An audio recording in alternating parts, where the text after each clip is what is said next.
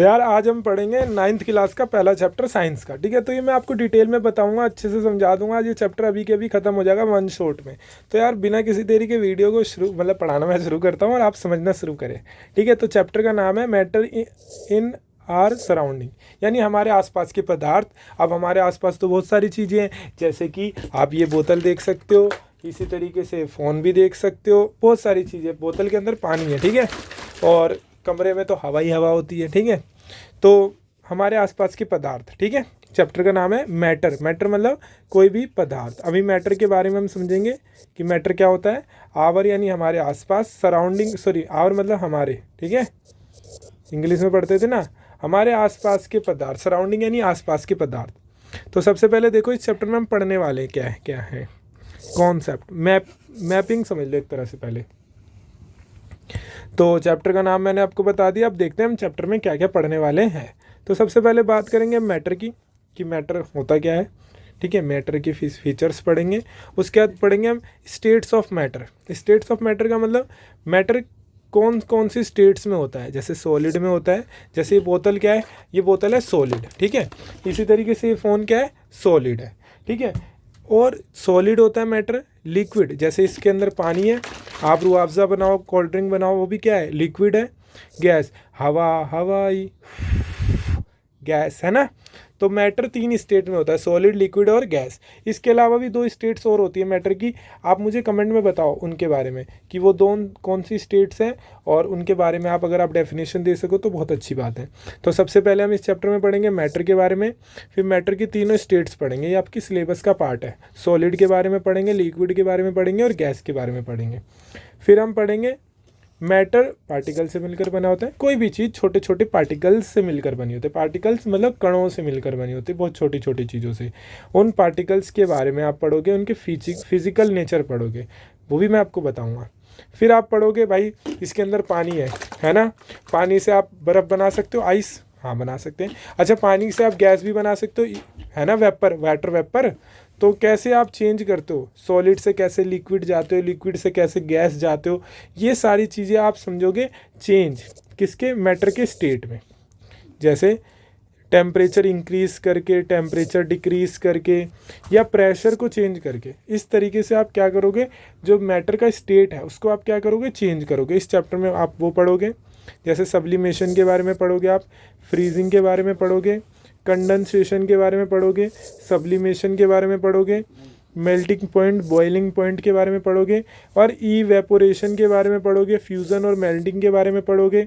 Then evaporation को कौन कौन सी चीज़ें हैं जो अफेक्ट करती हैं, यानी कौन कौन सी चीज़ें हैं जो इवेपोरेशन को बढ़ा देती हैं, और कौन कौन सी चीज़ें जो इवेपोरेशन को घटा देती हैं। ये सारी चीज़ें आप चैप्टर में पढ़ने वाले हो।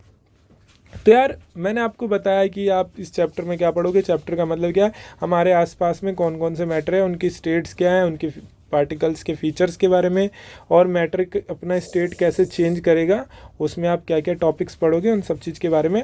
अब हम इन सब चीज़ों के डिटेल्स में पढ़ेंगे, मतलब डिटेल में पढ़ेंगे एक एक चीज़ को। तो ये मेरा नाम, ठीक है, और आप हमारे चैनल को यार सब्सक्राइब कर देना, वीडियो को लाइक कर देना, और अपने दोस्तों के साथ शेयर कर देना। अब मैं आपको इस चैप्टर में जो जो टॉपिक्स मैंने आपको बताया उनको मैं आपको डिटेल में बताऊँगा, तो आप समझना अच्छे से, और टेंशन मत लेना यार, हर चैप्टर की वीडियो आने वाली है और आप आती रहेगी।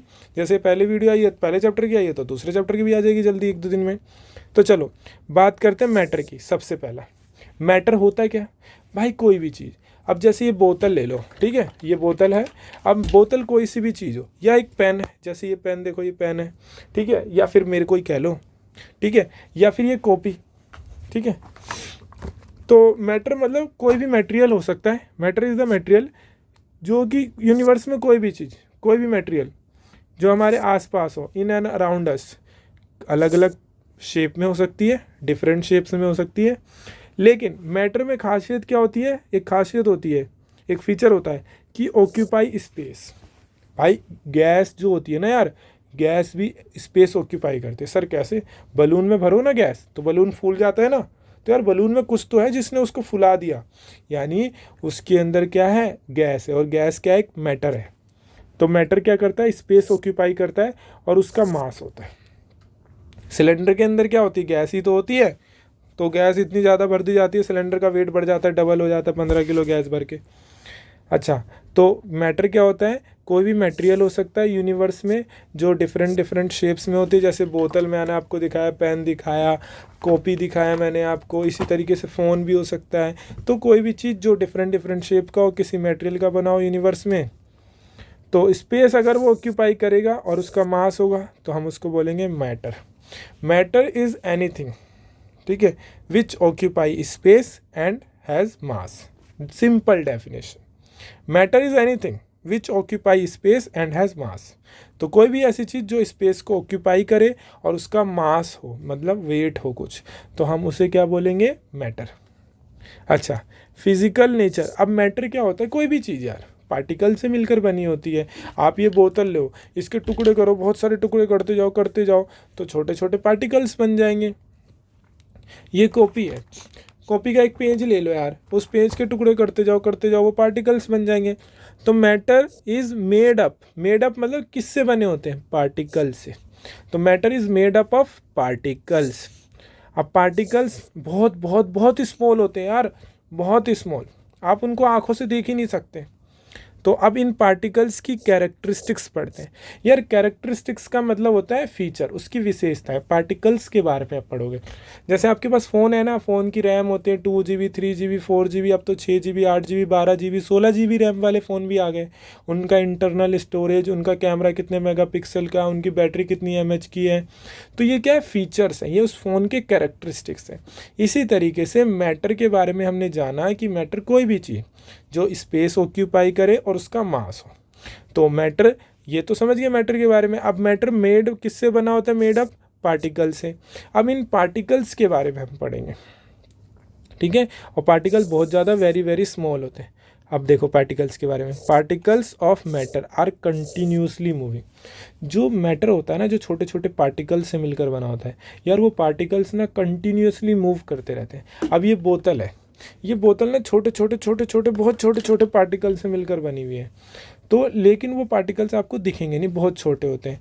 वो पार्टिकल्स इतने छोटे होते हैं और वो कंटिन्यूसली क्या करते हैं? मूव करते रहते हैं।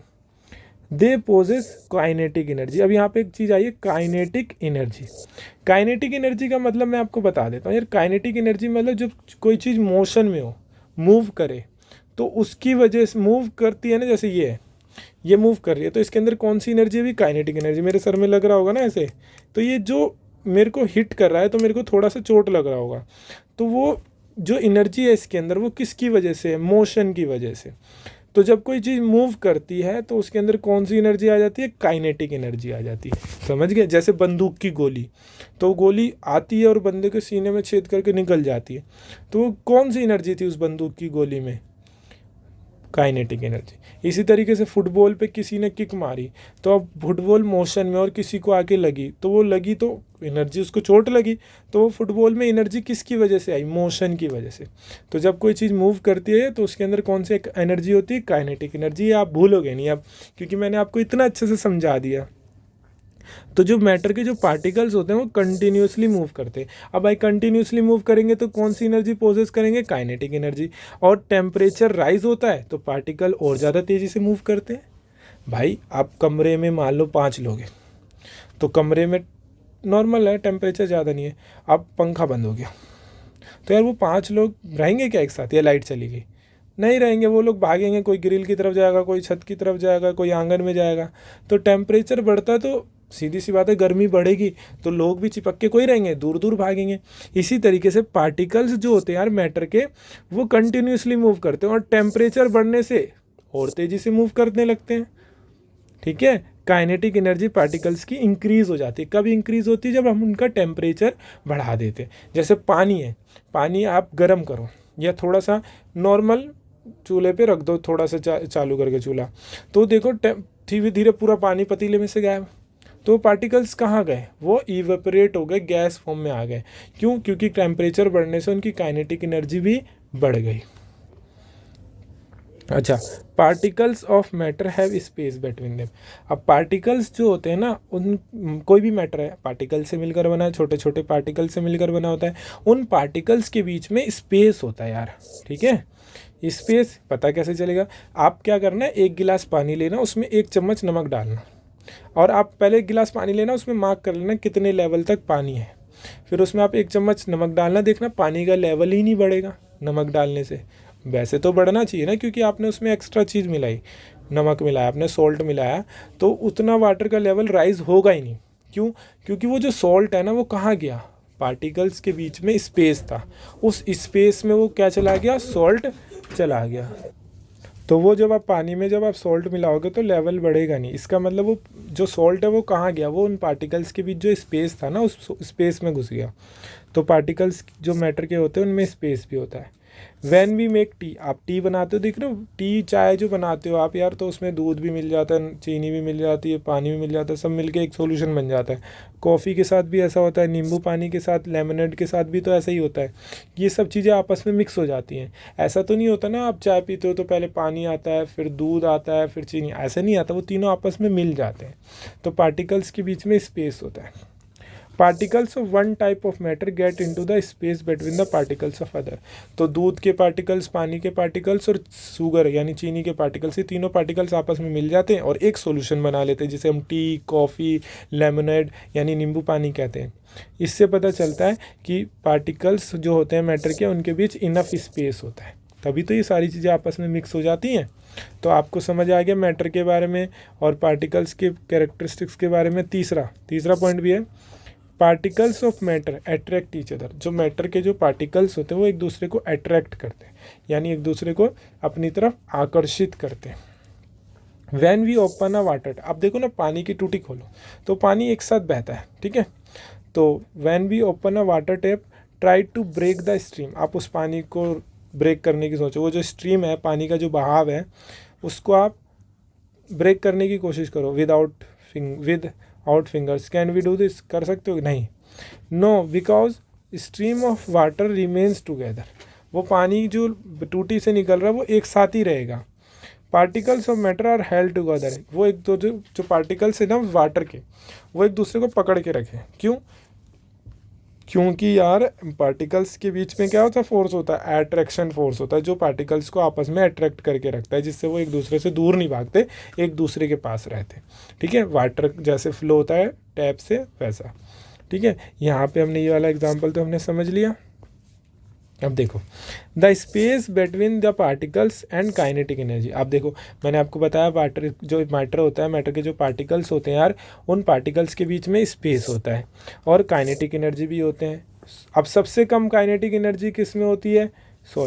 सॉलिड में यार कोई चीज़ घुलेगी जल्दी से? नहीं घुलेगी। आप बर्फ़ में नींबू घोलो, नमक घोलो, घुलेगा ही नहीं, क्योंकि यार जो सॉलिड होते हैं उनके पार्टिकल्स में स्पेस बहुत कम होता है और काइनेटिक एनर्जी भी कम होता है, क्योंकि वो एकदम पैक होते हैं ना, एकदम सॉलिड। आइस क्यूब देख लो, एकदम पैक है, उसमें कोई चीज़ जल्दी घुलेगी ही नहीं। और लिक्विड में इंटरमीडिएट यानी बीच, ज़्यादा कम भी नहीं ज़्यादा भी नहीं होता। तो सबसे कम स्पेस और सबसे कम काइनेटिक एनर्जी सॉलिड में, उससे ज़्यादा लिक्विड में, और सबसे ज़्यादा काइनेटिक एनर्जी और स्पेस किस में होता है? गैस में। ठीक है, परफ्यूम निकालते हैं हम, थोड़ा सा हवा में स्प्रे करते हैं, परफ्यूम पूरे कमरे में फैल जाता है। क्यों? क्योंकि जो गैस होता है, गैस की जो इस पार्टिकल्स होते हैं उनके बीच बहुत ज़्यादा स्पेस होता है और उनकी काइनेटिक एनर्जी भी सबसे ज़्यादा होती है। तो काइनेटिक एनर्जी और स्पेस सबसे ज़्यादा किस में होता है? गैस में, उससे कम लिक्विड में, और सबसे कम स्पेस और काइनेटिक एनर्जी किस में होती है? सॉलिड में। ये आपको याद रखना है, ठीक है। अच्छा, द फोर्स ऑफ अट्रैक्शन, सबसे ज़्यादा फोर्स ऑफ अट्रैक्शन किस में चिपके होते हैं? एकदम कस के चिपके होते हैं, सॉलिड में। ठीक है, तो सबसे ज़्यादा स्ट्रॉन्गेस्ट फोर्स ऑफ अट्रैक्शन किस में होता है? सॉलिड में। उससे कम थोड़ा लूज लाज किस में होते हैं? लूज, लिक्विड में। और सबसे कम फैले छितर बितर किस में रहते हैं? गैस में। ठीक है, तो फोर्स ऑफ अट्रैक्शन ये आपको याद रखना है, ठीक है। हाँ, ये तो आपको मेरे का नाम पता ही है, ठीक है। देखो यहाँ पे सॉलिड के बारे में देख रहे हो, यहाँ पे पार्टिकल्स एकदम चिपके हैं, ये देख रहे हो, एकदम गैप ही नहीं है इनके बीच, एकदम चिपके पार्टिकल्स एकदम, इसे कहते हैं सॉलिड, मूवमेंट्स ऑफ पार्टिकल्स। तो सॉलिड में तो सबसे कम होगा ना, मूव ही नहीं कर पाएंगे, देख रहे हो यार, चिपके हैं। स्पेस होगा तभी तो मूव कर पाएंगे, और एक दूसरे से चिपके ही रहेंगे, क्योंकि फोर्स ऑफ अट्रैक्शन भी सॉलिड में ज़्यादा होता है। तो मूवमेंट जो होता है ना, मूवमेंट यानी कि घूमना, इधर उधर पार्टिकल्स का मूव होना, ये सबसे मिनिमम होता है, मिनिमम सबसे यानी कम होता है किसमें? सॉलिड में।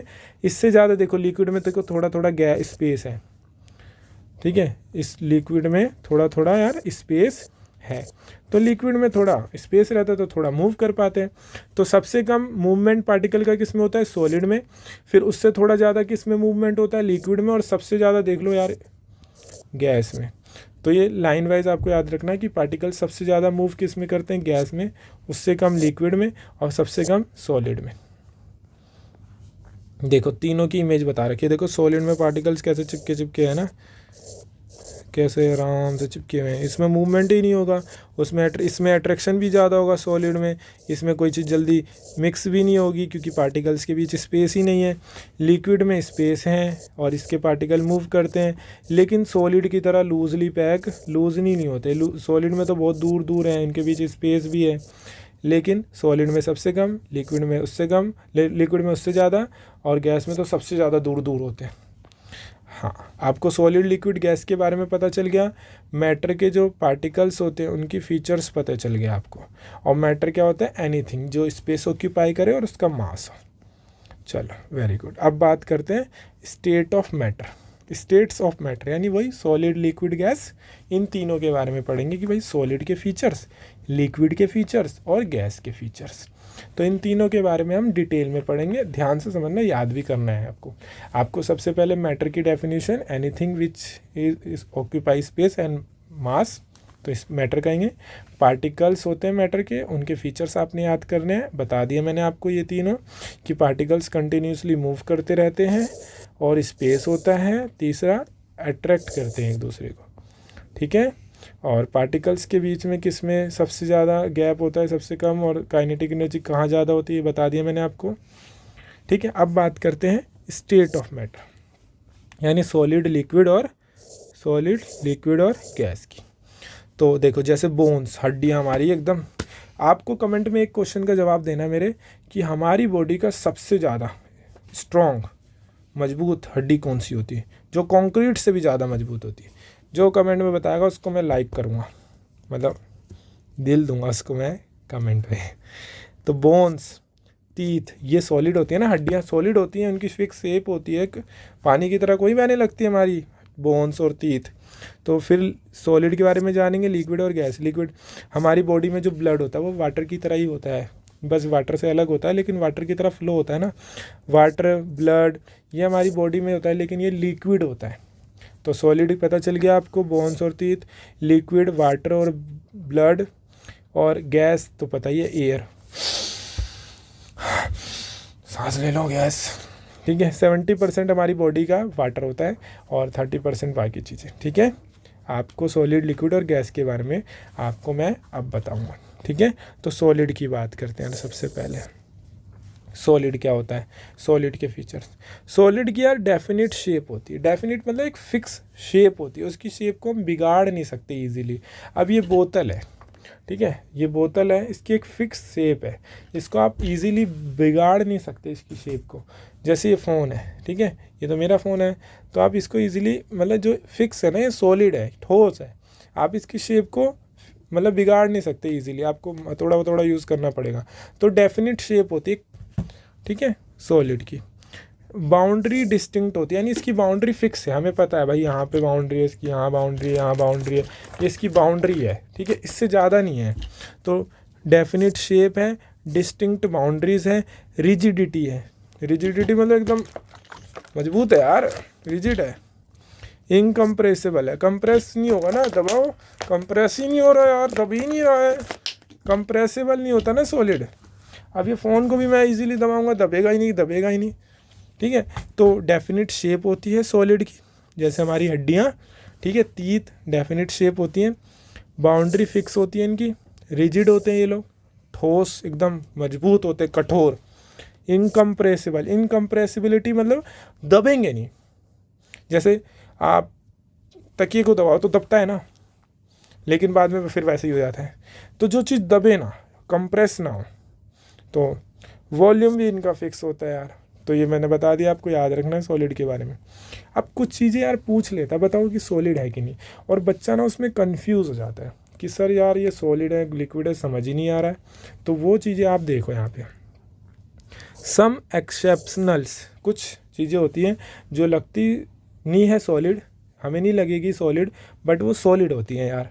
तो वो भी हमें समझना है। रबड़ बैंड, हो सर हाँ सही बोले, रबड़ बैंड यार सर उसे खींचते हैं वो खींच जाता है, लेकिन बच्चों सॉलिड होता है वो, कैसे होता है वो भी जानेंगे। तो रबड़ बैंड इज़ सॉलिड बिकॉज, क्यों, क्योंकि उसकी चेंज होती है, जब हम उस पर फोर्स लगाएंगे तो वो अपनी शेप को क्या कर लेगा, चेंज कर लेगा, सीधी सी बात है। आप रबड़ बैंड को खींचोगे तो वो खींच जाएगा, लेकिन जो आप छोड़ दोगे, फोर्स रिलीज कर दोगे, तो रीगेन दोबारा अपनी ओरिजिनल शेप में आ जाएगा। तो ये एक्सेसिव फोर्स अप्लाई किया था, और अगर ज़्यादा फोर्स अप्लाई करेंगे तो वो रबड़ बैंड टूट भी सकता है ना, तो वो रबड़ बैंड टूट भी सकता है। तो वो रबर बैंड क्या, एक सॉलिड है, ठीक है, और जब हम उस पर फोर्स लगाते हैं ना उसकी शेप चेंज हो जाता है। अगर आपसे क्वेश्चन पूछे कि रबर बैंड सॉलिड, लिक्विड और गैस, तो आप बोलोगे रबर बैंड इज सॉलिड। अच्छा, सॉलिड की जो फिक्स होती है, रिजिड शेप होती है, फिक्स शेप है, जैसी शेप है वैसी ही है, आसानी से चेंज नहीं होंगी, रिजिड होती हैं। काइनेटिक एनर्जी पार्टिकल्स की क्या होती है, सबसे कम होती है, क्योंकि पार्टिकल्स एकदम चिपके चिपके होते हैं। अभी मैंने आपको यहाँ पे बताया था, अब पार्टिकल्स चिपके चिपके हैं, यहाँ पे भी चिपके चिपके हैं, तो मूव ही नहीं होंगे, मूव नहीं होंगे तो काइनेटिक एनर्जी होगी नहीं। मैंने आपको बताया काइनेटिक एनर्जी के बारे में। Kinetic energy of particles in the solid बहुत ज़्यादा कम होती है, सॉलिड की फिक्स और रिजिड शेप होती है। अच्छा, एक क्वेश्चन आता है स्पॉन्ज, वो फॉर्म जो टाइप का होता है, स्पॉन्ज बताओ सर लिक्विड है या गैस है या सॉलिड है। तो स्पॉन्ज को हम कंप्रेस करते हैं तो वो जो फॉर्म सा होता है, ठीक है, वो कंप्रेस हो जाता है। लेकिन ऐसा क्यों होता है, क्योंकि उसके छेदों में ना एयर होती है, तो कब कंप्रेस करते हैं तो हवा निकल जाती है, ठीक है, और जब उसे छोड़ते हैं तो वो दोबारा अपनी शेप में आ जाता है। तो वो स्पॉन्ज भी क्या होता है यार, सॉलिड होता है, ठीक है। सॉल्ट, शुगर, ये जिसमें आप रखते हो, जैसे सॉल्ट है आपने कटोरे में रखा तो कटोरे की शेप का हो गया, गिलास में रखा तो गिलास की शेप का हो गया, ऐसी शुगर यानी चीनी, तो जिस कंटेनर में रखते हैं हम उस शेप की वो हो जाते हैं। बट इन रियलिटी वो छोटे छोटे पार्टिकल्स यानी क्रिस्टल्स से बने होते हैं, उन क्रिस्टल्स की शेप चेंज नहीं होती, जैसे वो क्रिस्टल पहले शेप के होते हैं वैसी बाद भी उनकी क्रिस्टल्स की शेप होती है। तो जो सॉल्ट होता है और शुगर होता है वो भी क्या से होते हैं, सॉलिड होते हैं।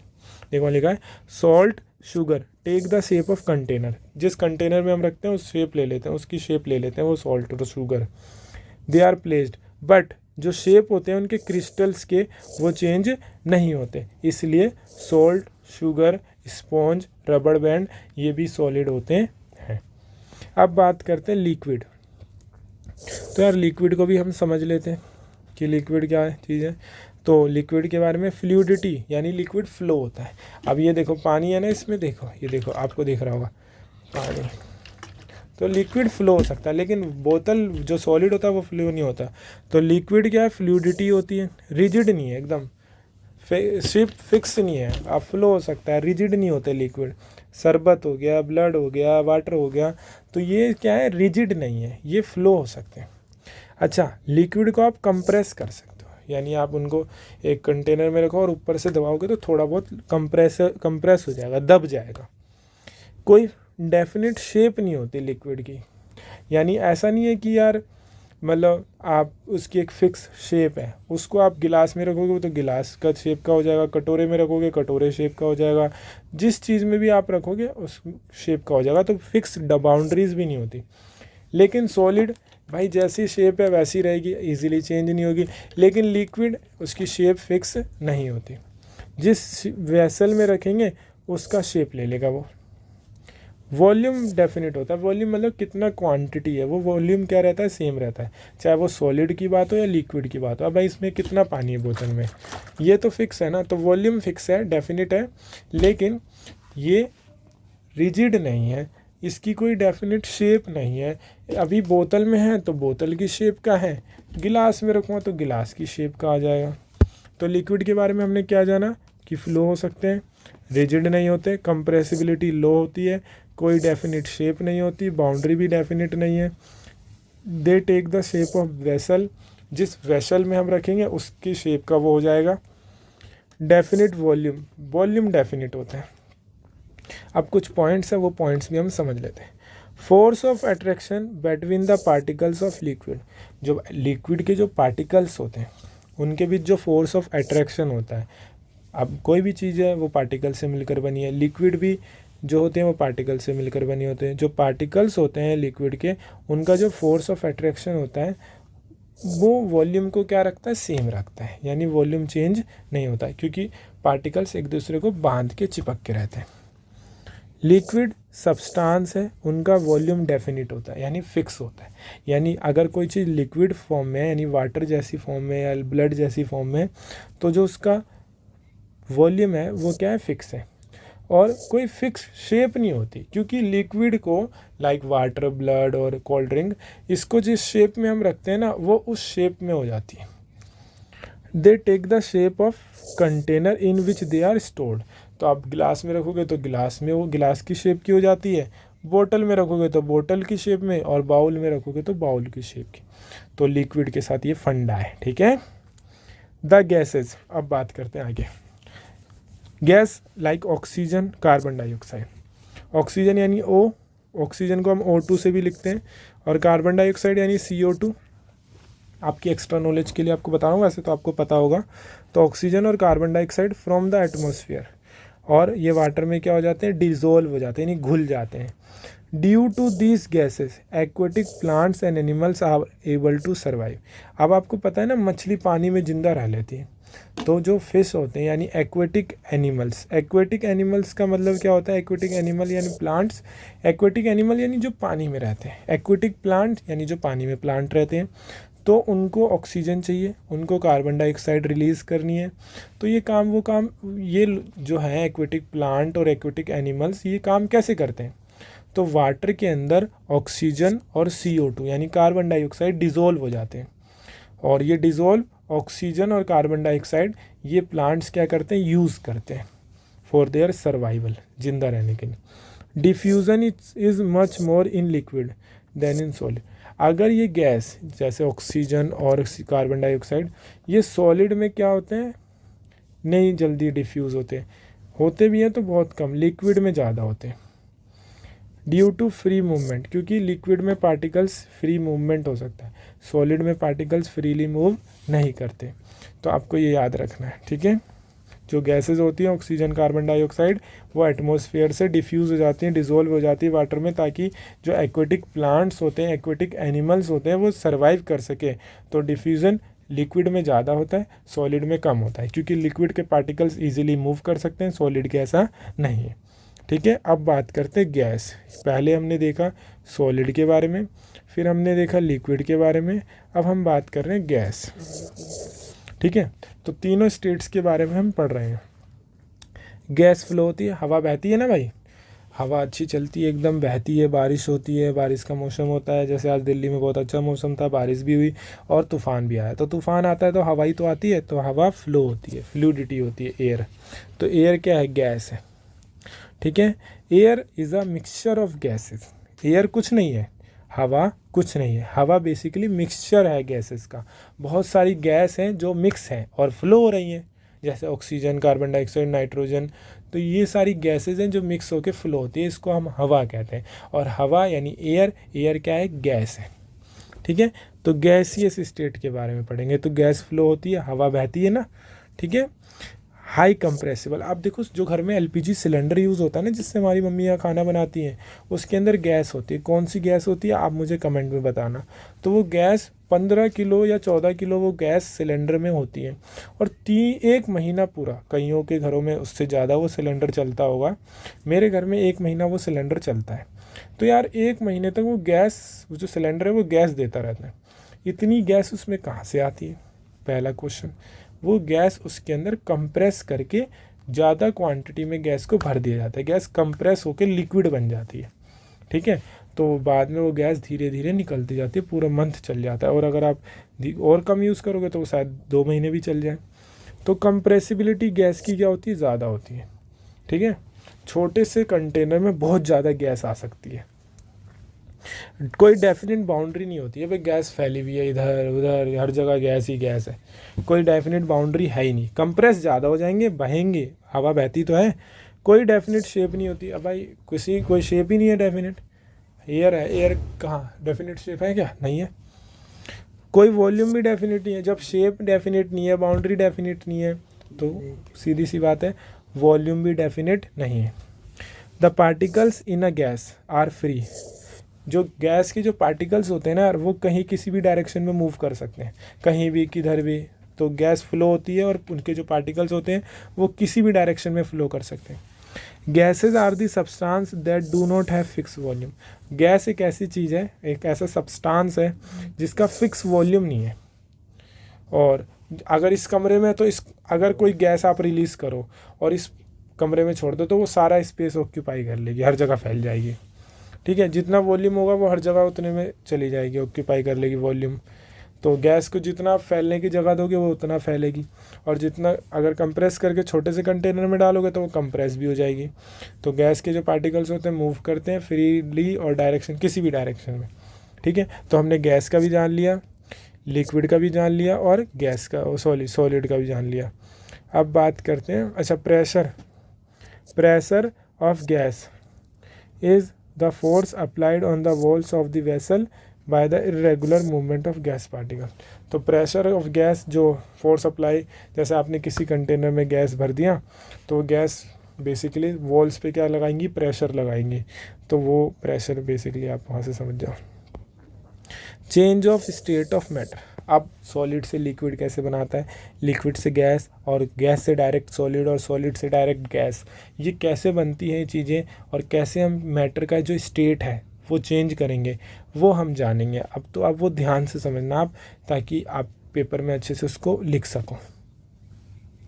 तो यार अब बात करते हैं change of state of matter. Matter की स्टेट कैसे चेंज होगी, तो वह जो वाटर है ना यार, वाटर से समझेंगे हम सारी चीज़ें। वाटर 3 स्टेट में एग्जिस्ट करता है, सॉलिड में, आइस की फॉर्म में, यानी बर्फ़, है ना। गर्मियों में हम खरीदते हैं ना बर्फ़, यार बर्फ़ की बहुत ज़रूरत होती है, ठंडा पानी पीना है, तो बर्फ़ जो होते हैं, वाटर है ना, वाटर आप 3 स्टेट्स में आप उसको एग्जिस्ट करता है वो बेसिकली। सॉलिड आइस की फॉर्म में, लिक्विड पानी, ये रहा पानी यार, ठीक है, ये पानी है, और गैस तो समझ वाटर वेपर। आप ठंडी बोतल रखो और ठंडी बोतल के बाहर पानी आ जाता है यार, है ना। ये कैसे आता है, ये भी आपको पता है तो बताओ यार, कमेंट में तुरंत बता देना, वैसे तो मैं अभी बता ही दूंगा। तो जो वाटर होता है वो 3 स्टेट में रह सकता है, सॉलिड में आइस की फॉर्म में, लिक्विड वाटर की फॉर्म में, और गैस तो पता ही है वाटर वेपर की फॉर्म में, पानी की जो भाप होती है, भाप की बूंदें। अच्छा, हीट करने पे आइस क्या बनता है, वाटर यानी लिक्विड, और अगर उसको और हीट कर दोगे तो वो क्या बन जाता है, वाटर वेपर। यानी पहले सॉलिड, ठीक है, सॉलिड को हीट देंगे तो वो क्या बन जाएगा, वाटर यानी लिक्विड पानी, और वाटर को अगर हीट देंगे तो वो क्या बन जाएगा, वाटर वेपर। तो ये क्या हो रहा है, स्टेट चेंज हो रहा है। जो आइस था, आइस क्या बन, आइस था सॉलिड, सॉलिड से क्या बन गया, हीट देने पे वाटर यानी लिक्विड, और वाटर जो लिक्विड था उसको हीट देने पे क्या बन गया, गैस, क्योंकि वाटर वेपर क्या है, गैस है। तो आप देख रहे हो यहाँ पे जो स्टेट है, यानी जो अवस्था है, यानी सॉलिड से वाटर, वाटर से वाटर वेपर, ये सब क्या हो रहा है, चेंज हो रहा है। तो ये किस तरीके से चेंज होता है, कैसे चेंज हो सकता है, हम कैसे चेंज कर सकते हैं, इसको हम जानेंगे। तो चलो ये भी देखते हैं। तो सबसे पहला जो हम फिज़िकल स्टेट चेंज करते हैं मैटर का, वो टेम्परेचर से यार चेंज कर सकते हैं हम। तो यार अगर आप टेम्परेचर बढ़ा दोगे यानी गर्मी बढ़ जाएगी, टेम्परेचर अगर आप घटा दोगे तो यानी गर्मी घट जाएगी। तो टेम्परेचर चेंज करने से आप जो सॉलिड को लिक्विड और लिक्विड से गैस में, जैसे यार आप बर्फ़ रखो, लाइट चली गई तो जो आइस है वो धीरे धीरे लिक्विड बन जाएगी। और अगर आप उस पानी को चूल्हे पे रखो या धूप में रख दो, सनलाइट में, तो जो वाटर है वो क्या बन जाएगा, वाटर वेपर बन जाएगा, गैस में चेंज हो जाएगा। तो ये टेम्परेचर के चेंज होने से उसकी स्टेट भी चेंज हो रही है। या फिर आप ऐसा कर सकते हो, एक फ्लास्क में आप आइस क्यूब डाल लो और नीचे से मोमबत्ती लगा दो, तो वो आइस क्यूब जो है बेसिकली पहले मेल्ट होके क्या बनेगा, वाटर, और वाटर हीट होके क्या बन जाएगा, बॉईल होके गैस। तो यहाँ पे मैटर जो स्टेट है वाटर का वो चेंज हो रहा है टेम्परेचर की हेल्प से। ठीक है, देखो मेल्टिंग पॉइंट के बारे में हम बात करते हैं। द टेम्परेचर मतलब वो तापमान, degree Celsius, the temperature at विच जो सॉलिड है वो मेल्ट हो जाता है liquid at atmospheric pressure is called melting point. उस टेम्परेचर पे, जिस टेम्परेचर पे सॉलिड मेल्ट होके यानी पिघल के क्या बन जाए, फॉर्म लिक्विड, एटमॉस्फेरिक प्रेशर, यानी जैसे कमरे में उस टेम्परेचर पे वो सॉलिड क्या बन रहा है, लिक्विड बन रहा है, तो उस टेम्परेचर को हम कहते हैं मेल्टिंग पॉइंट, क्योंकि जो सॉलिड है वो मेल्ट होके क्या बन गया, लिक्विड बन गया। मेल्टिंग पॉइंट आइस का 0 डिग्री, यानी अगर 0 डिग्री है तो उससे हल्का सा भी ज़्यादा होगा तो वो क्या बन जाएगा, जो आइस है वो वाटर बनने लगेगा। यानी 0 डिग्री से हल्का सा भी ज़्यादा, जैसे 0.1, 0.2 या 1 degree Celsius, 2 degree Celsius, 3 degree Celsius, यहाँ पे जो आइस होगा वो क्या होने लगेगा, मेल्ट होने लगेगा, और वो मेल्ट होके क्या बनाएगा, लिक्विड। तो इस पॉइंट को हम बोलेंगे मेल्टिंग पॉइंट, क्योंकि इस पॉइंट के आगे जो सॉलिड है यानी जो आइस है, जो बर्फ़ है, वो मेल्ट होके क्या बन जाएगी, liquid. During melting the temperature of ice does not rise even though heat is being supplied continuous to the latent heat of fusion.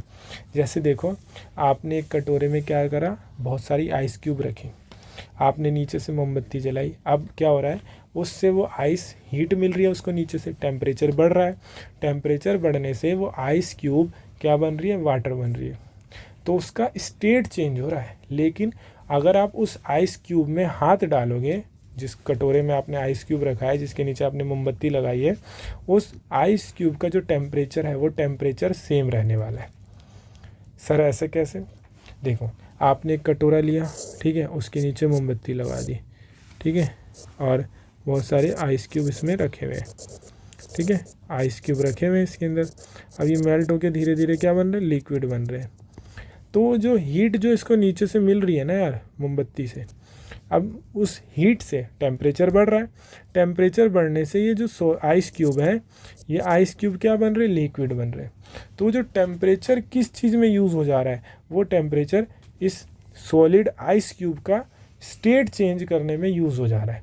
तो ये इसके अंदर अगर आप थर्मामीटर लगा के अगर इसका टेम्परेचर चेक करोगे ना, तो इसका टेम्परेचर सेम रहेगा। टेम्परेचर इस आइस क्यूब और ये जो वाटर जो फॉर्म हो रहा है, इसका टेम्परेचर चेंज नहीं होगा। क्यों? क्योंकि जो नीचे से जो हीट मिल रही है, जो टेम्परेचर जिसे नीचे से जो बढ़ रहा है, वो टेम्परेचर, वो हीट किस चीज़ में यूज़ हो रही है, इसका स्टेट चेंज करने में, यानी इसको सॉलिड से लिक्विड बनाने में।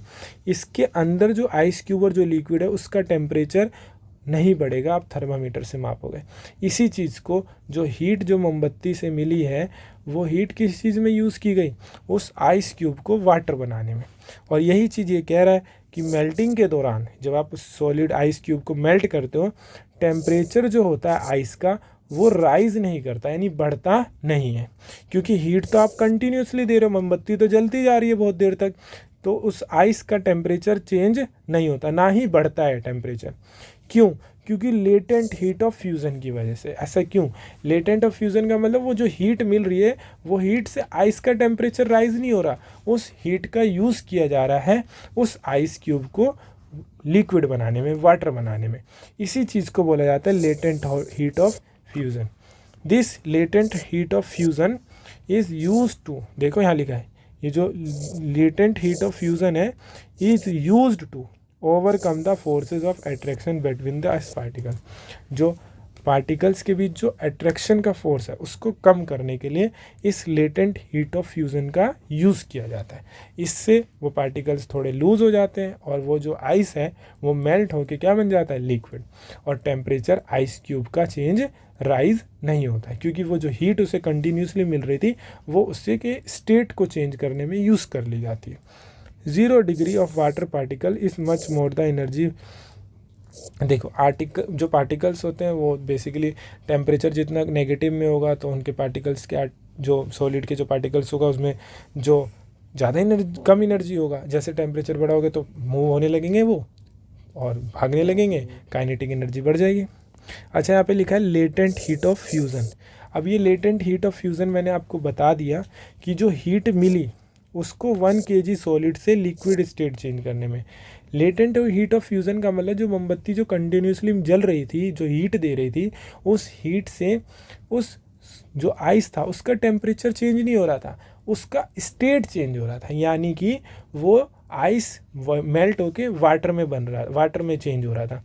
और इसी चीज़ को बोला जाता है latent heat of fusion. The amount of heat, कितना हीट रिक्वायर्ड है 1 kg सॉलिड को लिक्विड स्टेट में चेंज करने के लिए। इसको बोला जाता है लेटेंट हीट ऑफ फ्यूज़न, ठीक है, ये एट एटमॉस्फेरिक प्रेशर पे। तो the amount of heat required change करने के लिए 1 kg सॉलिड को लिक्विड स्टेट में। बॉइलिंग पॉइंट क्या होता है, जिस पे वाटर बॉईल होने लगे, ये भी आप समझ लो अच्छे से। जैसे अभी आपने मेल्टिंग पॉइंट समझा, वैसे ही आप बॉइलिंग पॉइंट समझ जाओ। तो यहाँ पे मेल्टिंग पॉइंट में जो आइस था वो मेल्ट होके क्या बना, लिक्विड। अब यहाँ पे लिक्विड बॉईल होके क्या बनेगा, वेपर, वाटर वेपर यानी गैस। तो टेम्परेचर एट विच, टेम्परेचर जिस पे लिक्विड बॉईल होके क्या बन जाए, वाटर वेपर यानी कि पानी भाप बन जाए। तो जिस टेम्परेचर पे वाटर बॉईल होके भाप बन जाएगा यानी वाटर वेपर बन जाएगा, उसको हम बोलते हैं बॉइलिंग पॉइंट। और वाटर का बॉइलिंग पॉइंट कितना होता है, 100 डिग्री सेल्सियस। देखो अगर आपको सेल्सियस से केल्विन में जाना है तो 273 प्लस कर दो, तो 373 केल्विन। अगर केल्विन में कितना डिग्री टेम्परेचर चाहिए वाटर से वाटर वेपर बनने में, तो 373 केल्विन। और अगर सेल्सियस में टेम्परेचर पूछता है तो 100 डिग्री सेल्सियस, क्योंकि सेल्सियस से केल्विन में जाने के लिए, सेल्सियस से डिग्री सेल्सियस से केल्विन जाने के लिए 273 प्लस कर दो। और अगर केल्विन से डिग्री सेल्सियस में जाना है तो 273 माइनस कर दो, ठीक है।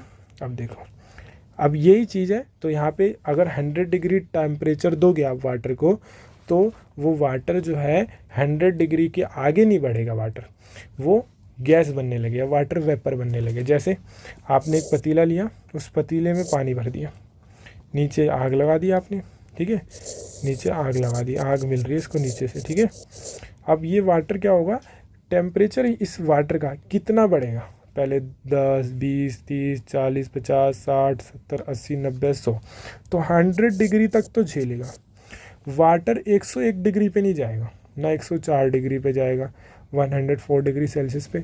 100 डिग्री सेल्सियस के बाद ये क्या करने लगेगा, वाटर अपने आप की स्टेट को, यानी जो है वो वाटर, वो अपने आप को उस फॉर्म से चेंज कर देगा कि इसमें वाटर से वाटर वेपर में, यानी जो हीट उसको मिलेगी अब वो 100 डिग्री तक तो जाएगा। यानी पानी में आप हाथ डालोगे या थर्मामीटर से डालना मत, ठीक है। तो थर्मामीटर से अगर पानी का टेम्परेचर चेंज चेक करोगे ना आप, घर में अगर पानी बॉईल भी करते हो आप, तो उस टेम्परेचर का उस थर्मामीटर में जो टेम्परेचर दिखाएगा वाटर जो बॉईल हो रहा है, 100 डिग्री से ज़्यादा नहीं दिखाएगा।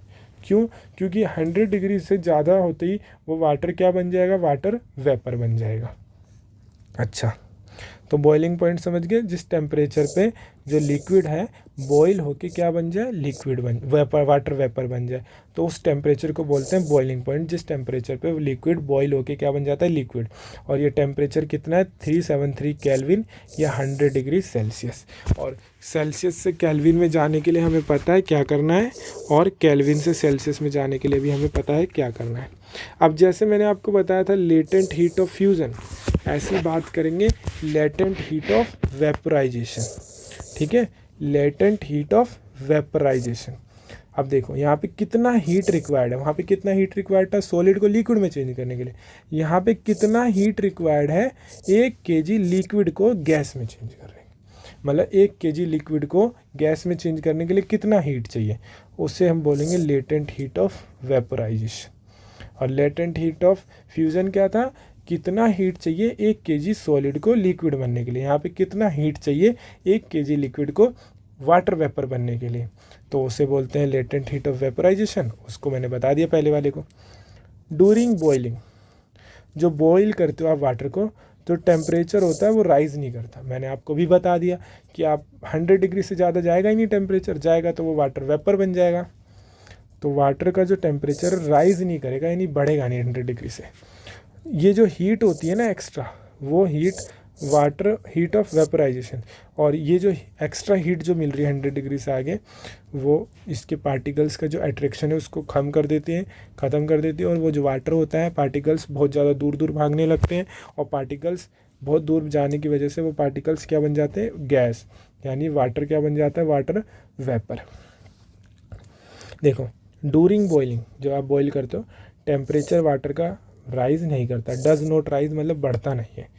जो हीट तो आप कंटिन्यूसली उसको गर्म कर रहे हो, continuously being supplied, as heat of vaporization used up, किस लिए, जो हीट मिल रही है उसे लगातार, वो किस में यूज्ड अप हो जाती है, ओवरकम, ओवर किस चीज़ को ख़त्म करने में, अट्रैक्शन बिटवीन वाटर पार्टिकल, जो वाटर के जो पार्टिकल्स के बीच जो अट्रैक्शन है उसको कम करने और उसको ख़त्म करने में वो हीट यूज्ड होती है, इसलिए वाटर क्या बन जाता है, वाटर वेपर बन जाता है। ठीक है, अच्छा देखो 100 डिग्री सेल्सियस पे एनर्जी ऑफ वाटर वेपर ज़्यादा होती है। ठीक है, energy of water vapour is much more than the energy of water at 100 degree, तो वाटर वेपर का 100 डिग्री पे टेम्परेचर ज़्यादा होगा। तो यार 100 डिग्री सेल्सियस पे ना जो वाटर वेपर होता है उसकी एनर्जी ज़्यादा होती है। वाटर और वाटर वेपर में फ़र्क होता है, पानी का जो भाप होता है ना उसे वाटर वेपर कहते हैं, और जो पानी होता है जैसे ये है, ये क्या है, वाटर है, ये पानी है, लेकिन ये जब भाप बन जाएगा ना तो उसे कहेंगे वाटर वेपर। तो जो भाप होता है नहीं, जो वाटर वेपर होता है, अगर वो 100 डिग्री टेम्परेचर पे, 100 डिग्री सेल्सियस पे, तो उसका एनर्जी ज़्यादा है, किसके कंपैरिजन में, ये जो वाटर अगर 100 डिग्री में होगा उसके, इसके कंपैरिजन में, यानी अगर पानी 100 डिग्री सेल्सियस पे और वाटर वेपर 100 डिग्री सेल्सियस में, तो किसका एनर्जी ज़्यादा होगा, वाटर वेपर का। So we can change one state of matter to another state. तो आपको पता चल गया हीट देने से क्या आप स्टेट चेंज कर सकते हो, यानी सॉलिड से लिक्विड, लिक्विड से गैस। अभी तो यार आपको बताया मैंने, थोड़ा सा भी आप हीट दोगे, मोमबत्ती से भी आप गर्म करोगे ना तो आइस क्यूब क्या बन जाएगा, वाटर। और हीट देते रहोगे, मोमबत्ती से ही अगर आप कंटिन्यूसली वाटर को हीट दोगे ना तो यार वो क्या बन जाएगा, वाटर वेपर बन जाएगा। तो टेम्परेचर से क्या हो रहा है, स्टेट चेंज हो रहा है, यानी सॉलिड से लिक्विड, लिक्विड से क्या बन रहा है, गैस। इसी तरीके से अगर टेम्परेचर यार कम करेंगे तो भाई सीधी सी बात है, फिर गैस से लिक्विड, लिक्विड से सॉलिड। तो ये चीज़ हम पढ़ेंगे। देखो जैसे सॉलिड है, सॉलिड को आपने हीट दिया, क्या बन गया, लिक्विड, और लिक्विड को फिर आप हीट दे रहे हो तो यार वो गैस बन गया।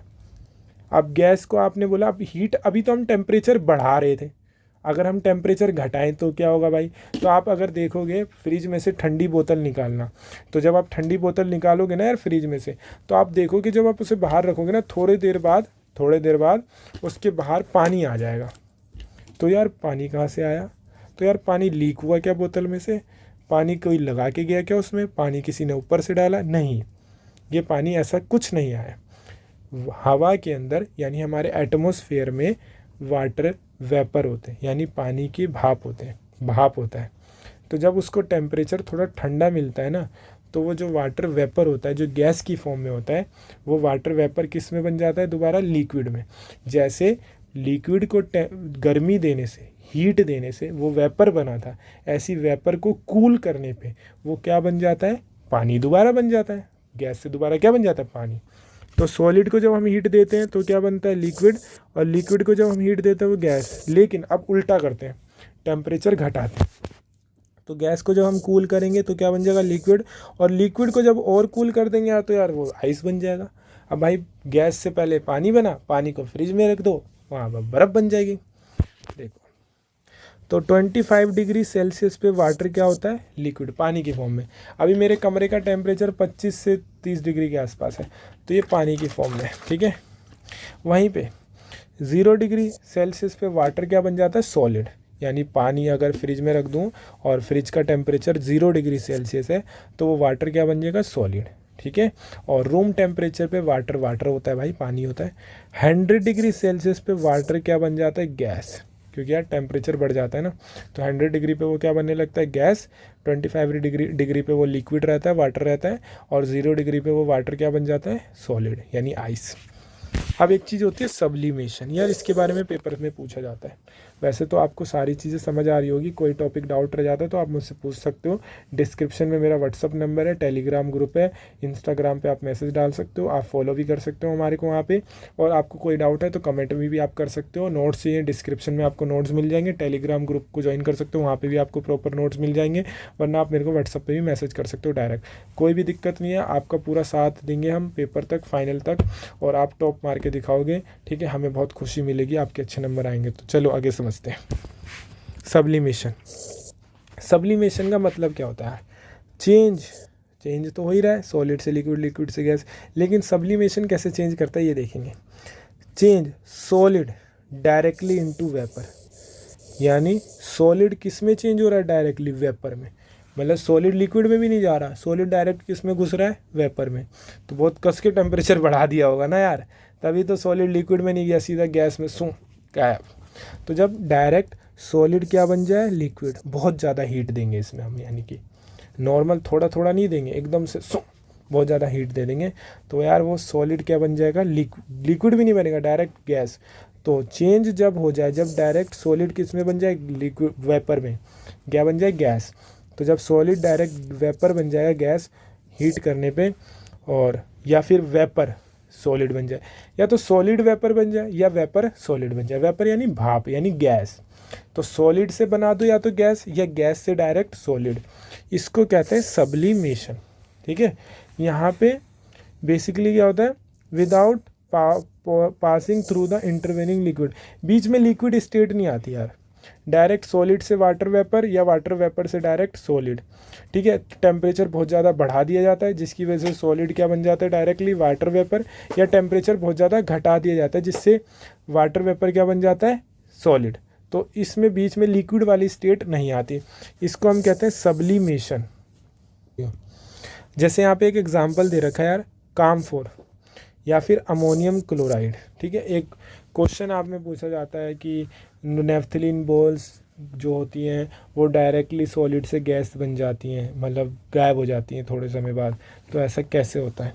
तो जो काम्फोर है या अमोनियम क्लोराइड, उसको आप हीट दोगे, देखो ना, तो बेसिकली वो क्या होगा, डायरेक्टली वेपर में चेंज हो जाएगा।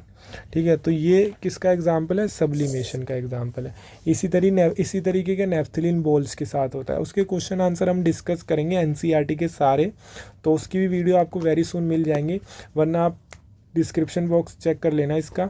और अगर आप कुछ समय बाद इसकी वीडियो देख रहे हो, तो आप ये वीडियो देख रहे हो, तो डिस्क्रिप्शन बॉक्स में आपको उस वीडियो का लिंक भी मिल जाएगा, और बाकी वीडियोस का लिंक भी आपको डिस्क्रिप्शन में मिल जाएगा, वरना हमारी प्लेलिस्ट आपको मिल जाएगी। ओके, चलो आगे देखते हैं। अच्छा, प्रेशर के चेंज करने से भी क्या होता है यार, गैस लिक्विड और लिक्विड से सॉलिड बन सकता है। ठीक है, तो वो भी चीज़ हम देखेंगे, देखते हैं। Effect of change of pressure, pressure के चेंज करने से भी तो चेंज हो जाती है।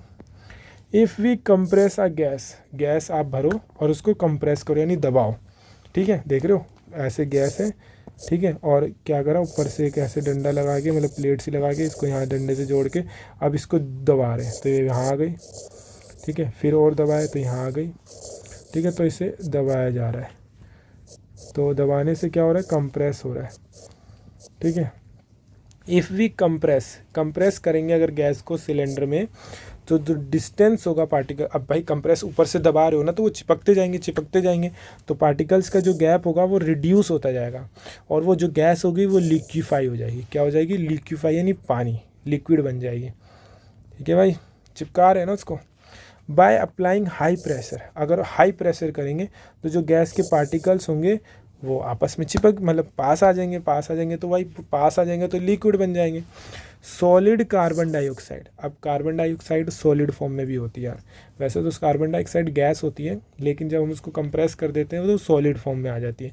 जैसे आपने गैस की दुकानों पे, जो एलपीजी गैस सिलेंडर में जो गैस भरते हैं जिससे हम खाना बनाते हैं, अगर आप उनकी दुकान पे जाओगे ना, तो आपको रेड कलर का सिलेंडर दिखेगा, फायर एक्सटिंग्विशर जिसे हम कहते हैं, तो उसके अंदर यही गैस होती है, कार्बन डाइऑक्साइड, आग को, फायर को बुझाने के लिए। तो इस चेंज कार्बन डाइऑक्साइड, आप देखो जब गैस सिलेंडर फायर एक्सटिंग्विशर को खोलता है तो गैस निकलने लगती है, क्योंकि कार्बन डाइऑक्साइड को, गैस को फ्री स्पेस मिल जाता है, तो वो जो सॉलिड थी वो किस में चेंज हो गई, गैस में। तो सॉलिड कार्बन डाइऑक्साइड चेंज हो जाता है into carbon dioxide gas, solid थी लेकिन किस में चेंज हो गई, गैस में, डायरेक्टली लिक्विड में आई नहीं। ठीक है, तो ये भी किसकी वजह से, प्रेशर की वजह से, जहाँ पे वो सॉलिड कार्बन डाइऑक्साइड लिक्विड में लिक्विड में चेंज हुए बिना गैस में चेंज हो गई, कार्बन डाइऑक्साइड गैस। अब यहाँ पे देखो, ये तीनों के बीच, सॉलिड, लिक्विड और गैस, इन तीनों के बीच बता रखा है। अगर आपको सॉलिड से जाना है लिक्विड में, तो यार मेल्टिंग, इसके बारे में मैंने आपको बताया। और अगर आपको लिक्विड से सॉलिड में जाना है, तो अगर आपको लिक्विड से सॉलिड में जाना है तो यार फ्रीज कर दो लिक्विड सॉलिड बन जाएगा, और अगर सॉलिड से लिक्विड जाना है तो मेल्ट कर दो। इसी तरीके से अगर आपको लिक्विड से गैस तो इवेपोरेट कर दो, और अगर गैस से लिक्विड तो कंडेंसेट। जैसे पानी, ठंडी बोतल होती है ना और बाहर पानी आ जाता है तो वो कैसे, कंडेंसेशन कहते हैं उसे, ठीक है। वो गैस क्या कंडेंसेट होके क्या बन जाता है, लिक्विड, और लिक्विड से अगर गैस बनाना है तो इवेपोरेशन।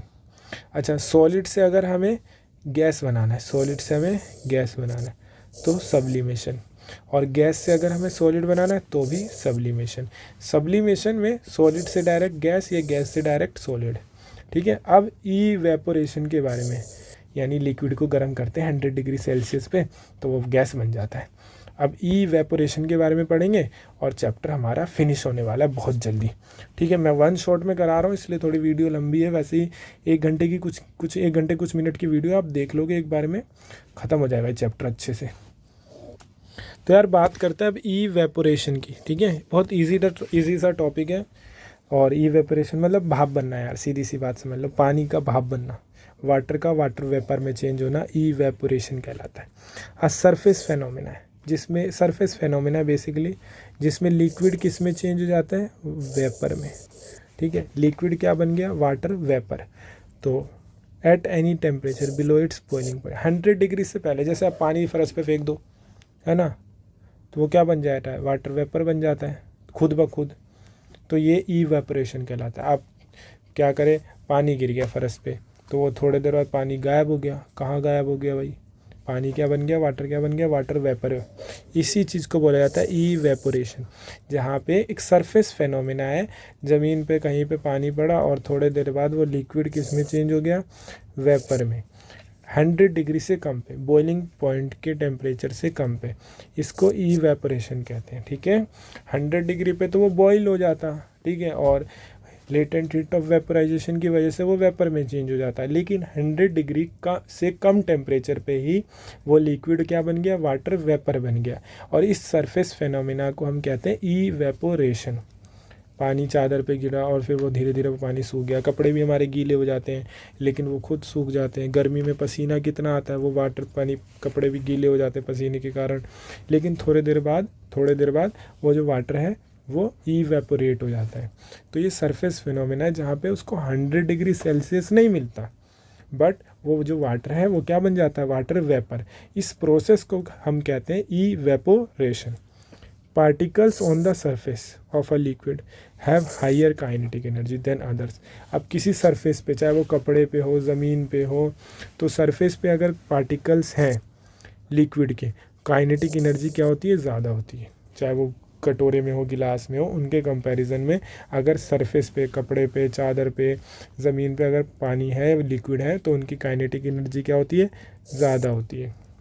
तो जब काइनेटिक एनर्जी ज़्यादा है तो पार्टिकल जल्दी जल्दी मूव कर रहे हैं, तो उनके बीच का जो अट्रैक्शन का जो फोर्स है उसको ब्रेक कर देते, तोड़ देते, और फिर वो उस लिक्विड में से वो पार्टिकल निकल जाता है और किस में चेंज हो जाता है, वेपर में। Particles on the surface of liquid, liquid के जो पार्टिकल्स होते हैं सरफेस पे, उनका काइनेटिक एनर्जी ज़्यादा होता है बाकी कंपैरिजन के मुकाबले में, और ब्रेक कर देते हैं फोर्स ऑफ अट्रैक्शन पार्टिकल्स का, और स्केप निकल जाते हैं, स्केप मतलब भाग जाते हैं from the surface of liquid, liquid के सरफेस से, और क्या बन जाते हैं, फॉर्म ऑफ वेपर्स। अच्छा, आपको इवेपोरेशन का मतलब समझ आ गया, ठीक है। अब इसके कुछ चीज़ें हैं जो इसको अफेक्ट करते हैं, यानी फैक्टर्स अफेक्टिंग इवेपोरेशन को अफेक्ट करने वाले फैक्टर्स, यानी इनकी वजह से इवेपोरेशन या तो बढ़ जाएगा या तो इनकी वजह से इवेपोरेशन घट जाएगा। तो सबसे पहले एक्सपोज्ड सरफेस एरिया, यानी अगर ज़्यादा एरिया में पानी है तो जल्दी जल्दी सूख जाएगा, थोड़े से एरिया में ज़्यादा पानी है तो नहीं सूखेगा जल्दी, है ना। ज़्यादा एरिया में पानी फैला दिया आपने और पानी कम था, आपने उसको बहुत ज़्यादा फैला दिया तो वो जल्दी सूख जाएगा। लेकिन अगर छोटे से ही जगह में, छोटे से एरिया में ज़्यादा पानी गिरा हुआ है, आपने उसको फैलाया नहीं, तो वो टाइम लेगा सूखने में। तो एक्सपोज्ड सरफेस एरिया, अगर आप सरफेस एरिया को इंक्रीज़ कर दोगे, ज़्यादा एरिया में उस पानी को फैला दोगे, तो इवेपोरेशन यानी वो पानी भाप जल्दी बन जाएगा। लेकिन सारा पानी एक जगह समेट दोगे, पानी कम सरफेस एरिया में ज़्यादा पानी होगा तो वो इवेपोरेट नहीं होगा। तो यानी सरफेस एरिया बढ़ने से इवेपोरेशन भी बढ़ गया और सरफेस एरिया के घटने से इवेपोरेशन भी घट गया, टेम्परेचर, इंक्रीज इन टेम्परेचर। भाई टेम्परेचर अगर बढ़ेगा तो पानी जल्दी जल्दी भाप बन जाएगा, और टेम्परेचर अगर घटेगा तो पानी धीरे धीरे भाप बनेगा। इंक्रीज काइनेटिक एनर्जी, टेम्परेचर बढ़ने से काइनेटिक एनर्जी इंक्रीज हो जाती। अब भाई कमरे में पंखा चालू करके 5 लोग आराम से बैठे हुए थे, लाइट गई, गर्मी बढ़ी, अब वो 5 लोग इधर उधर छितर बितर हो गए। ऐसी वाटर के साथ, तो अगर टेम्परेचर बढ़ेगा तो काइनेटिक एनर्जी बढ़ेगी, जिससे वो पार्टिकल इवेपोरेट हो जाएगा जल्दी। यानी टेम्परेचर बढ़ने से इवेपोरेशन भी बढ़ता है, और टेम्परेचर घटने से इवेपोरेशन भी घटता है। ह्यूमिडिटी, जैसे बारिश के बाद सूरज निकल जाता है तो हवा में चिपचिपाहट आ जाती है, उसे कहते हैं ह्यूमिडिटी। ठीक है, हवा में नमी आ जाती है, ह्यूमिडिटी कहते हैं। तो कपड़े जल्दी सूखते नहीं है ऐसे केस में। क्यों? क्योंकि हवा में नमी होती है, ह्यूमिडिटी होती है। तो अगर पानी अगर कहीं पे है तो वो जल्दी सूखेगा नहीं, क्योंकि हवा पहले से ही गीली है, और कपड़े भी नहीं सूखेंगे। तो ह्यूमिडिटी, अगर ह्यूमिडिटी ज़्यादा है तो इवेपोरेशन नहीं होगा, क्योंकि पानी है हवा में, जल्दी इसका इवेपोरेशन नहीं होगा। लेकिन अगर ह्यूमिडिटी कम है, हवा सूखी सूखी बह रही है, हवा में सूखी है, मतलब सूखा सूखा हवा बह रहा है, तो इवेपोरेशन ज़्यादा तेज़ी से होगा। यानी ह्यूमिडिटी कम, इवेपोरेशन ज़्यादा, और ह्यूमिडिटी ज़्यादा, evaporation come. Humidity of air is low, evaporation is increase. उल्टा रिश्ता होता है इसमें। ये रिश्ता कैसे कहलाता है? उल्टा, एक के ज़्यादा से दूसरा कम। विंड, हवा अगर तेज़ तेज़ बहेगी तो जल्दी जल्दी सूखेगा, अगर हवा बहेगी ही नहीं तो पतंग ही नहीं उड़ती यार, पानी क्या सूखेगा। When wind speed increase, evaporation rate increase. और विंड स्पीड यानी हवा अगर धीरे धीरे बहेगी तो पानी भी धीरे धीरे सूखेगा, यानी इवेपोरेट होगा। अच्छा, एक टॉपिक आता है, इवेपोरेशन ऑलवेज कोज कूलिंग। इवेपोरेशन से ठंडा ठंडा हो जाता है। जैसे यार गर्मियों में हम छत पे सोने जाते हैं ना, तो यार इवेपोरेशन से कूलिंग होती है। जैसे गर्मियों में पता है ना आपको, हम सोने जाते थे तो छत पे जहाँ पे सोते थे पानी डाल लेते थे, तो जिससे क्या होता था, गर्मी की हीट उस वाटर में जाती थी, और वाटर की हीट लेके पानी बन जाता था, और ज़मीन ठंडी हो जाती थी ना जहाँ पे हम सोते थे। तो वही चीज़ है इवेपोरेशन। गर्मियों में हम कॉटन के कपड़े पहनते हैं, जिससे हमारी बॉडी से हीट निकलती है कॉटन में, और कॉटन वो पानी सूख जाता है, इवेपोरेट हो जाता है, तो इससे ठंडी ठंडी हमें लगती है। वहीं पे आप अगर ऊन के कपड़े पहन लोगे ना गर्मियों में, तो यार वो हीट अंदर ही रखेगा, हीट बाहर नहीं निकलेगी, तो हमें और गर्मी लगेगी। तो इवेपोरेशन से कूल होता है, ठंडा ठंडा लगता है। The cooling caused by evaporation, evaporation से कूलिंग होती है, यानी ठंडा ठंडा लगता है। क्योंकि लिक्विड इवेपोरेट्स हो जाता है, तो वो हमारी बॉडी से हीट लेता है और इवेपोरेट हो जाता है, तो हीट कम हो जाती है। It takes latent heat of vaporization from surrounding, और जिससे हीट हमारी बॉडी से निकली, हीट निकली, वाटर भी निकला हमारी बॉडी से, और कॉटन के कपड़े पहने थे, और वो हीट इवेपोरेट हो गया, यानी वेपर में चेंज हो गया, तो हमारी बॉडी से हीट निकल गई, लूज़ हो गई हीट। तो जब हम हीट लूज़ करेंगे तो हमारी बॉडी कूल हो जाएगी। देखो एग्जाम्पल इसके, हम अपनी हाथ पे एसीटोन डालते हैं, परफ्यूम डालते हैं, तो वो जल्दी से हीट हो जाता, मतलब एकदम वाटर जो परफ्यूम था वो इवेपोरेट हो जाता है। तो इवेपोरेट होने से क्या होता है, हमारी हाथ की वो हीट लेके क्या बन जाता है, वो इवेपोरेट हो जाता है, भाप बन जाता है वो परफ्यूम या एसीटोन, जिससे क्या हो जाता है, हमारे हाथ का टेम्परेचर कम हो गया, और टेम्परेचर कम हो गया यानी ठंडा हो गया। ठीक है, हमारे हाथ को लगता है फील कूल। हमें कॉटन क्लोथ्स पहनने के लिए बोलते हैं ना घर वाले, गर्मी में, समर में, इससे हमें को वो क्या रखता है, कूल कंफर्टेबल रखता है। क्योंकि कॉटन क्या है, ही वाटर को अब्जॉर्ब करता है। तो हमारी बॉडी में बहुत गर्मी बाहर भी होती है, पसीना आता है, तो वह पसीने को, वाटर को कॉटन अब्जॉर्ब कर लेता है, तो हमारी बॉडी से स्वेट को क्या कर लेता है, अब्जॉर्ब कर लेता है, और वो जो कॉटन से फिर वो एयर से क्या बन जाता है, इवेपोरेट हो जाता है, यानी जो पानी अब्जॉर्ब किया कॉटन ने वो इवेपोरेट हो जाता है। तो स्वेट से क्या होती है, हमारी बॉडी कूल हो जाती है। यानी कॉटन कपड़े पहनेंगे यार हम, तो हमारी बॉडी से स्वेट निकलेगा, पसीना निकलेगा, उसको कॉटन कपड़ा अब्जॉर्ब कर लेगा, वो जो पसीना, कपड़े तो गीले हो जाएंगे, तो हवा की वजह से, एयर की वजह से इवेपोरेशन होगा, जिससे वो स्वेट हमारी बॉडी से निकल गया और टेम्परेचर कम हो गया। टेम्परेचर कम हो गया तो हमें कॉटन कपड़े पहनने से थोड़ी राहत मिलती है, थोड़ी क्या, बहुत मिलती है यार। Often people sprinkle water on the ground, मैंने आपको बताया ना छत पे हम लोग पानी वगैरह डाल देते हैं, जिससे थोड़ा कूल हो जाता है, रात को सोने में मज़ा आता है छत पे। This water takes heat ground से लेता है और वो इवेपरेट हो जाता है। तो इससे वो जो सरफेस होता है जहाँ पे हमने पानी डाला होता है वो क्या हो जाता है, कूल हो जाता है, ठंडा ठंडा हो जाता है। तो यही पहला चैप्टर था आपका। ठीक है, इसके क्वेश्चन आंसर है कि डिफरेंट स्टेट्स ऑफ मैटर क्या है, सॉलिड, लिक्विड और गैस। किसका ज़्यादा डेंसिटी है, सॉलिड या लिक्विड का? भाई पानी फेंक के मारो और सॉलिड फेंक के मारो, किससे ज़्यादा चोट लगेगी, सॉलिड से।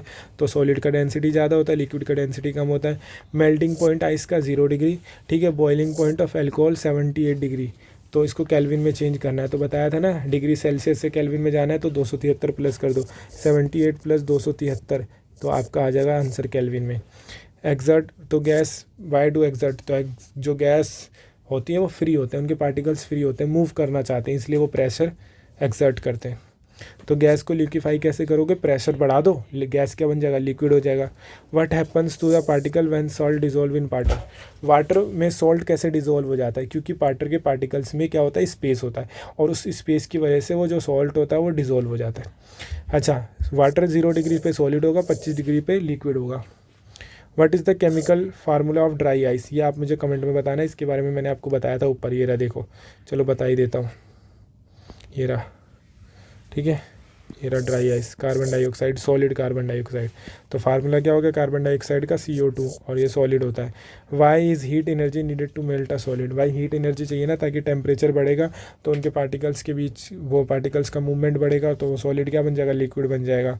तो ये कुछ एक 1 मार्कर क्वेश्चन थे, बता दिए, और ये आप ट्राई कर सकते हो, शॉर्ट इसका स्क्रीनशॉट ले सकते हो, और आप मुझसे कोई भी क्वेश्चन पूछ सकते हो। ये सारे क्वेश्चन है, यू कैन आस्क मी, ठीक है, टेलीग्राम ग्रुप में और व्हाट्सएप पे, यानी देख सकते हो आप, ये सारे क्वेश्चन है। चैप्टर 2 की वीडियो में वेरी सुन आपके पास आ जाएगी, वरना आप डिस्क्रिप्शन बॉक्स आप इसका चेक कर सकते हो, और इंस्टाग्राम पे हमें फॉलो कर सकते हो, टेलीग्राम ग्रुप ज्वाइन कर सकते हो नोट्स के लिए। हमारे को कोई डाउट है तो आप डिस्क्रिप्शन बॉक्स में या कमेंट बॉक्स में हमें डाल सकते हो, हम आपको सारे डाउट्स क्लियर कर देंगे। अभी के लिए इतना ही, गुड नाइट, टेक केयर, अपना ख्याल रखें। और